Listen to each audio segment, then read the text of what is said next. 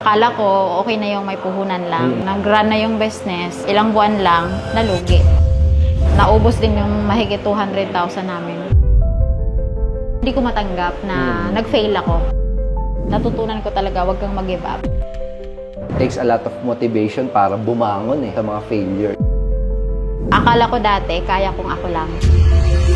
Hello and welcome dito sa Clicknomics Podcast. Episode number 6 na po tayo. Kasama natin si Mel Antigua. Ayan. Mamaya tatanungin natin siya ng kanyang kwento. And our goal is hopefully ma-inspire namin kayo dito sa podcast na ito in your business journey, online entrepreneurship journey, and also dito sa Clicknomics journey. So, my name is Edward Reformina. Welcome dito sa Clicknomics Podcast. And so, Mel, thank you so much for being here. Ayan. So, pagkwentuhan natin, siguro sa mga hindi pa nakakakilala sa'yo, pwede mo bang ipakilala kung sino si Mel and ano yung naging background? Hi, ako nga pala si Mel. Dati akong nag-work sa call center for more than 10 years.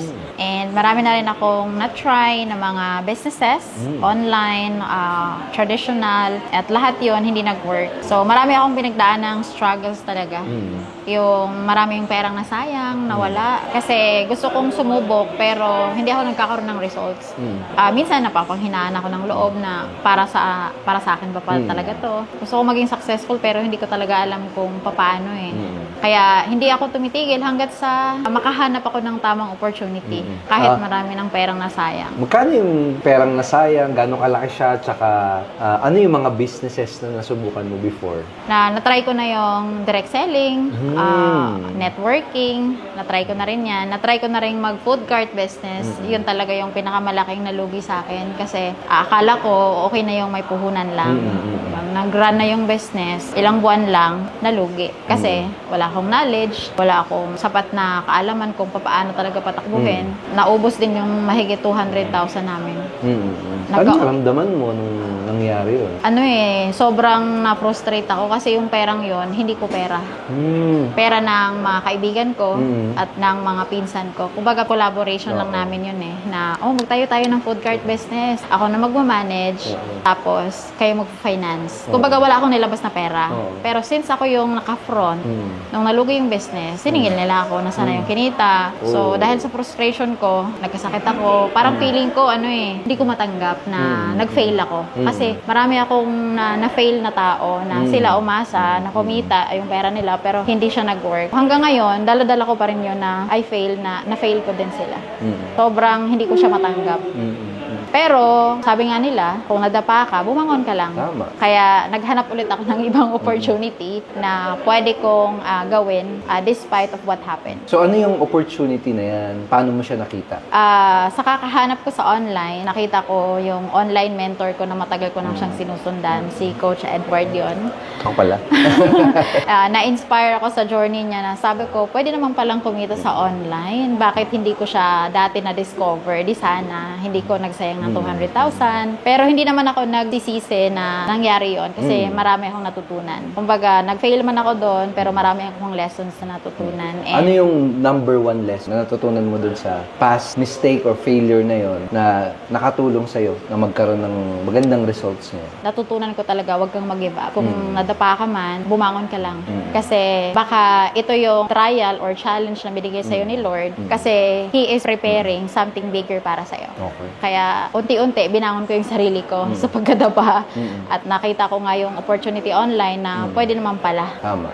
At grateful ako doon dahil nakita ko yung opportunity na to. So, syempre, it takes a lot of emotion, it takes a lot of motivation para bumangon sa mga failure. Ikaw ba, Mel, ano ba yung mga motivation mo? Ano yung mga nagmo-motivate sa'yo? Pinaka nag-motivate talaga sa akin na bumangon ulit yung pamilya ko. Kasi nung time na yon, nung nadapa ako, talagang bagsak. Yung mga kapatid ko, pinapaaral ko So, nandun sa akin yung kailangan, bumangon ako. Kasi umaasa sila sa akin. So, imbes na magmukmuk ako, tumayo ako ulit. Sabi ko, kaya ko to, hanap tayo ng bagong opportunity. Baka yung susunod ay dito na tayo magkaroon ng breakthrough. At hindi ako nagkamali kasi kung nagstay lang ako doon, malamang hindi ko narating kung anong meron ako ngayon. Breadwinner pala si Coach Mel, no? Nung nahanap mo na yung online business, ano yung sumunod na nangyari? Naging madali din ba siya kaagad? Or may mga pinagdaanan ka pa rin? May mga learning curve nag-grind ka pa rin ba? And yun, ano yung nangyari nung na-discover mo na yung online business mo ngayon? Nung na-discover ko yon, sobrang natuwa ako. Sabi ko, wow, ito na siguro yung pwede sa akin na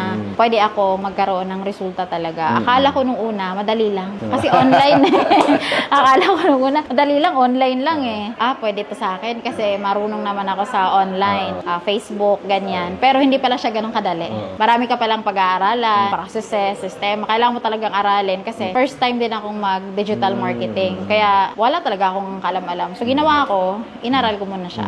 Hindi siya madali nung una eh kasi ilang buwan din akong nagkaroon ng results or ng benta, ng sales. Inabot din ako ng 5 months. 5 months? Oo, 5 months tapos nandun yung pressure. Kasi yung Bakit? partner ko, dala na siya sa akin eh. Dala na siya, sabi niya, sumubok ka na naman ng bago, puro ka na lang simula, wala kang results, ayan ka na naman, tigilan mo na yan. Kumbaga, nandun yung gusto kong bumangon, pero hinahatak ako.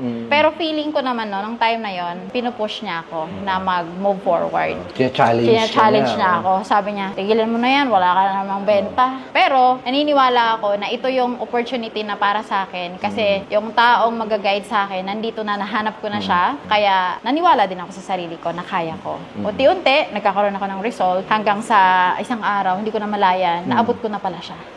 Galing. Pag nagsisimula kasi ng online business, may mga times na possible, naisip natin yung thought na parang hindi yata sa akin to, or mag-give up na lang kaya ako. Ano yung mindset na meron ka para ma-overcome yung mga ganong thoughts? Siyempre, dumadating din sa point na pinanghihinaan din ako ng loob kung para pa ba talaga to sa akin. Kasi 5 months, imagine, wala akong results, wala akong benta. Sabi ko, tinatanong ko rin yung sarili ko, para ba talaga to sa akin, Lord? Ito yung binigay mo. Pero bakit ganon? Bakit wala pa rin akong results na nakikita? Yung nag-motivate sa akin na mag-move forward is yung pamilya ko pa rin.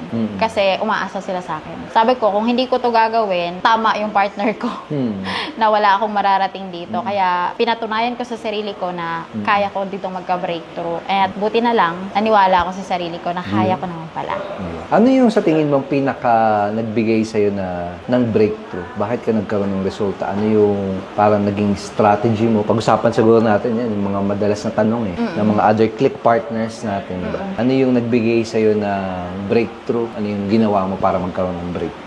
Pinaka ginawa ko talaga, nagkaroon ako ng breakthrough. Unti-unti kong inaral yung sistema, paano yung sa sales process, inaral ko yung Facebook ads. Facebook ads. Doon ako nagka-results talaga. Sabi ko, pwede naman palang hindi mag-approach ng hindi kakilala. At nagulat talaga ako sa result kasi isang araw, nagkabenta ako ng 62,000. Take note, hindi pa ako nag-close ng deal noon. Nabigla na lang pagbukas ko ng email, talaga, totoo ba to? Nagulat din ako. Sabi ko, pwede pala yun. Sobrang na-amaze ako doon sa sales strategy na yun na pwede naman pala. Basta maglaan ka ng oras mag-learn sa Facebook ads. So, nakita mo yun, anong ginawa mo? Pinakita mo ba siya sa someone? Anong ginawa mo? Nung nakita ko yun, nasa meeting ako sa work ko. Tapos, yung mga habang nasa meeting kami sa Zoom, yung mga taong connected sa akin, pini-PM ko sila. Coach, totoo ba to?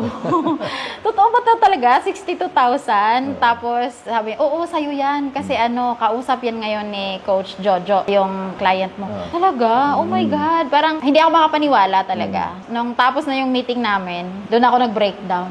Bigla akong napahagulgol. Sabi ko, Lord, anong ginawa ko? Salamat. Siguro maybe ito yung pinagpipray ko na tulungan mo akong ma-achieve yung results na gusto ko. And thank you kasi kahit hindi ko pala pwede kakilala, pwede naman pala akong makabenta. And dahil sa system na meron sa Clicknomics, hindi na ako nahirapan.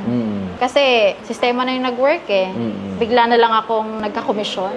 And yun talaga yung pinag-pipray ko na pinaka-thankful ako dahil posible naman pala yung dating akala kong imposible. Galing. Congratulations. And ngayon actually, after nun, ang dami ng sumunod na magaganda pang pangyayari, di ba? Ano yung nabuhayan ka? Ano yung mga sumunod na nangyari? After nung na-achieve ko yon, parang lalo akong ginanahan. Sabi ko, oh my God, pwede naman pala ako ng ganito. So, sinipagan ko na siya, nag-strategize na ako, tapos dinagdagan ko na yung mga strategy na ginawa ko, hanggang sa ang mission ko na hindi lang para kumita. Tumulong na rin doon sa mga nagsimula din din ng ganitong business. Doon ako nagkaroon ng bagong mission sa sarili ko na kung ito kaya ko, kaya din to ng iba. So, yung ginawa ko is tumulong na ako sa kanila para magkaroon din ng results. And unti-unti, nakikita ko talaga na nag-work din sa kanila. Talaga? Nagme-message sila, Coach, may benta na ako, nakakatuwa naman, online lang, nasa trabaho ako. Parang sabi ko, pwede naman pala. Pwede pala yung ganun. Sino yung pinaka parang tumatak sa'yo na member mo? Ano yung background nila? Kasi I believe you're coaching a lot of people, di ba? You're coaching also your team. Ang dami nagpapaturo sa'yo paano gawin yung online marketing, online business. Ano yung mga background nila? Pwede ba ikwento yung pinaka tumatak sa iyo? Sa akin, karamihan, mga OFW. OFW. Mga OFW. Meron akong affiliates or mga students sa community na OFW na siya talaga. Kung ano yung na-achieve ko, na-achieve niya na rin. At wala siya dito sa Pilipinas. Nasa Canada siya. At nagagawa niya tong business na to. And thankful ako doon kasi hindi lang ako ang may result, siya din. At na-achieve niya na rin yung kung ano yung na-achieve ko. And sobrang pasalamat ko kasi hindi lang din siya ang naka-achieve ng ganun. Pati yung mga aspiring entrepreneurs na dati nangangarap lang din. Ngayon, unti-unti na rin silang nagkakaroon ng results. Pati nga mga business owners meron din ilan-ilan. And nandun din yung drive nila na pwede palang isabayan. Kahit may business. Galing. Ano yung feeling kapag everyday or every time na may nagme-message sa'yo, thank you, Coach? Masarap sa pakiramdam na, alam mo yung simpleng thank you, kahit maliit pa lang yung results nila. Iba yung pakiramdam na nakatulong ka sa iba sa simpleng paraan, pero yung iba yung impact Hindi siya kayang bayaran ng pera talaga. Dito, ito yung mission na gusto ko na. Hindi lang para kumita, kundi makatulong talaga sa iba na kung ano yung na-achieve ko, ma-achieve din nila. So, yun yung gusto ko sa mga affiliates natin sa community. Yeah, galing. And recently, na-achieve mo yung isa sa mga incentives sa Clicknomics, di ba? You are now multiple 6 digits earner sa Clicknomics. Ano yung masasabi mo dun sa mga other online entrepreneurs, sa mga clickpreneurs and click partners natin na gusto din ma-achieve yung ganong result? Sa mga nag-aspire din na maabot yung Dream Lifestyle Reward ng Clicknomics, isa lang yung kaya kong i-advise, huwag ka lang sumuko. Maniwala ka na kaya mo kasi the system is already laid out. Sundan mo na lang kasi marami na nagkaroon ng resulta. Isa na ako doon. Kung itutuloy dire-diretso mo yon, for sure, ikaw na yung next na magkakaroon din ng Dream Lifestyle Reward. Ano yung goal ni Mel ngayon? Moving forward. Ako naman, ang next goal ko is gusto ko yung magkaroon ng 10 na mga affiliates sa team ko na magkaroon din sila ng Dream Lifestyle. Kasi I'm hitting the 7-figure earn na income. Kung hindi ko magawa yon na makatulong sa iba, na kumita din sila, hindi ko ma-hit yung target kong 7-figure. So, tutulong muna ako sa kanila. Sila muna ang focus ko. Na magkaroon din sila ng dream lifestyle. Thank you so much for sharing, Mel. No? Speaking of, you're very grateful. Lagi mong ino-honor si Lord, no? Sa mga nakukuha mong blessings, sa nakukuha mong result. Ano ba yung favorite Bible verse ni Mel? Ang favorite Bible verse ko talaga is Matthew 7, verse 7. Ask and you will receive, seek and you will find, knock and the door will be open to you. Ito yung swak na Bible verse na para sa akin kasi akala ko dati kaya kong ako lang. Pero when I seek and ask and knock, doon ko nakuha yung results na gusto ko na kailangan pala sa journey na gusto mong maabot, kailangan una siya. Yes. Kasi siya yung magli-lead sa'yo kung saan ka pupunta. Kasi alam niya na yun And grateful ako doon dahil inuna ko siya. And because of him, na-surprise ako sa naging resulta. Kaya grateful ako doon na nag-ask ako doon sa hinihingi ko. Ayun. Congratulations, Coach Mel. Thank you so much for Thank you, Coach. joining the podcast. And sa mga nanonood, we hope na na-inspire kayo sa shinare ni Mel. And yun, kayo na yung next. And more success to us, more success to you, Coach Mel. No? Thank you, Coach. Good luck and Godspeed dun sa mga goal mo. Ayan. So, thank you so much for watching this Clicknomics podcast, this episode. Good luck and more power. Godspeed din sa ginagawa ninyong business. Thank you so much and see you sa next episode. Bye-bye.